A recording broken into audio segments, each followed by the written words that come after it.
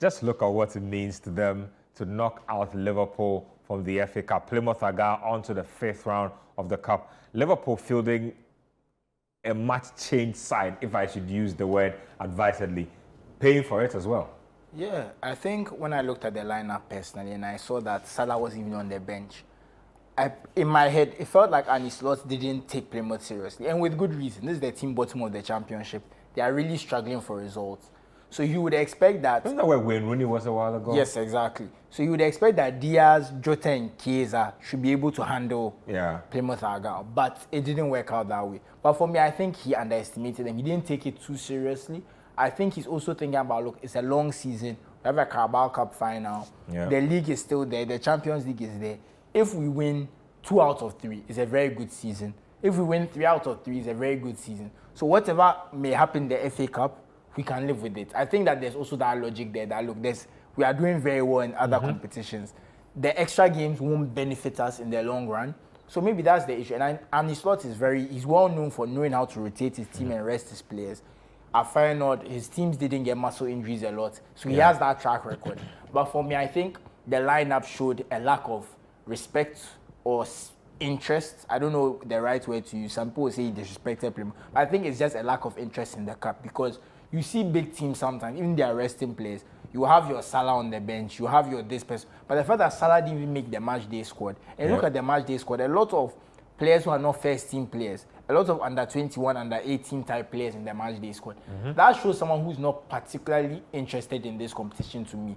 So I think for him, he'll be disappointed they couldn't win. But I think on a scale of 1 to 10, he's probably more angry about losing. But in the grand scheme of the cup, I don't think it will pain him too much the way. But we'll see what he says in his post-match press conference. I haven't seen that yet. I believe the game was today, right? Yeah. So I haven't seen that. I'll probably watch it tomorrow, on YouTube or something. But yeah, I don't think he cared too much personally. But it was still a disappointing result for sure. It was. I completely disagree with us. The man went into the game with a solid team. This Liverpool team should be beating Plymouth all day. Now, if you look at that goalkeeper, this is a goalkeeper that is more than capable of being Liverpool #1 goalkeeper. True. If you look at Konate, Kwanzaa, Enzo, Diaz, Jota, how many times have we not seen Jota in the big games comes on and wrap up the job? At a point in time, Darwin Núñez was introduced, Harvey Elliott. These are first-team players. Truth be told, the message is clear that this Liverpool team is never the same without Mohamed Salah. That is where I tend to agree with Susu. That even if you think Jota and Diaz and Co can handle it, keep Salah you have on the to bench. keep your main weapon on the bench. You don't completely leave it at home and ask him to watch the game in the comfort of his sitting room.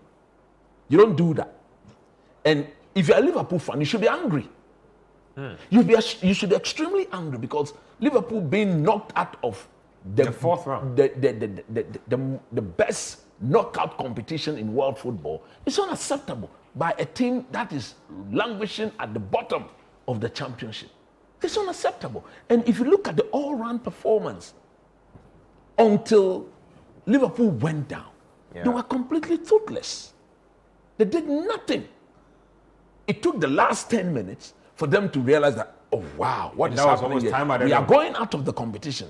And who is the team knocking us out? Plymouth. Then they started throwing in all the Arsenal. So one would have thought that maybe the coach himself, a bit like Kadeska, a bit sluggish on the day, overly confident that whatever or whoever he puts out there will be good enough to handle the job. Which on any other day, this same Liverpool team will be beating this Plymouth team by 4-5-6-0 without any reply.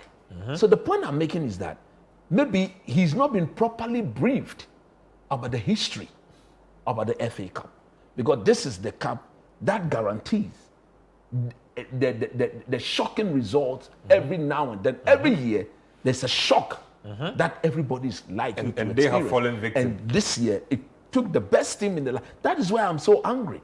By far, they've been the best team in the land. They've set the pace. They are the pace setters. They are dominating the Premier League, dominating the Champions League, dominating every competition they've played in. So for them, if you're a Liverpool fan and you saw this draw, you are a Liverpool fan. When you saw the draw, did you ever dream that Plymouth would knock Liverpool? No, obviously not. No. And you can imagine those people who lost money today.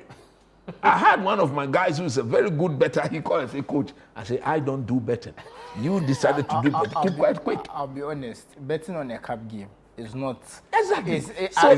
It's way more risky than a game. Plymouth against Liverpool. But you see, that's what I'm saying. And that's why I'm saying that. That's why I said, like you said, maybe he's not been briefed on the FA Cup. That's why I feel like that I would say.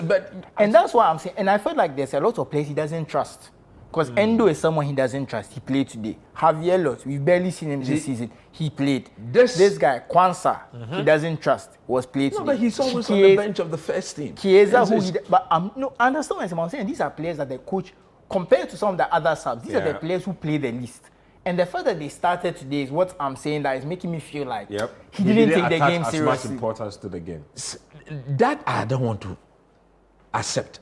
If you had Gakpo, Salah on the bench. We saw Pep yesterday when he fielded the team he started with.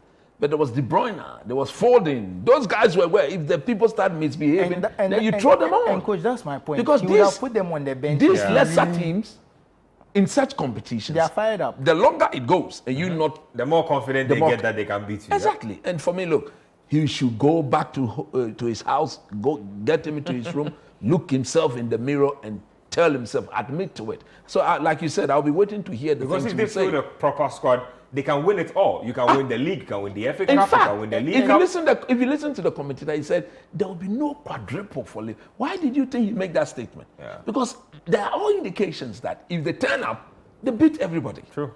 My whole thing is the bench is why I feel that way. You agree with me, the bench, and the fact that he didn't even think about it. Like you said, Pep put those players on the bench. Because Pep is probably looking at their.